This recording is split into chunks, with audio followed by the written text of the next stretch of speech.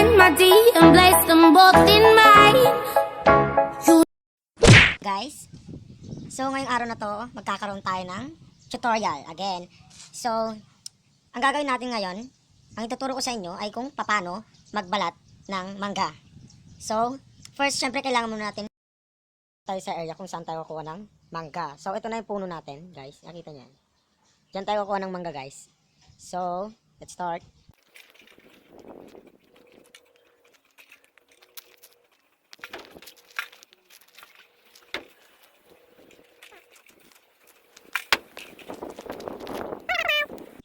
So, eto na guys, magbabalat na tayo. So, kumuha na ako ng kutsilyo. At ito na yung mangga na kinuha natin kanina.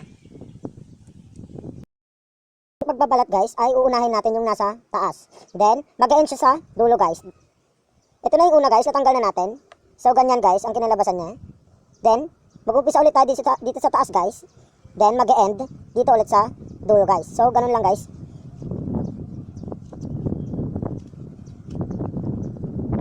Yan, ulit-ulitin nyo lang guys.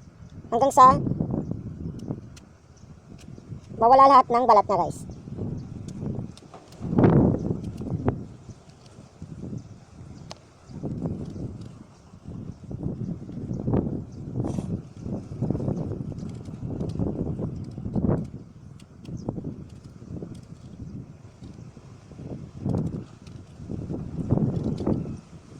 So guys, tapos na natin mabalatan guys.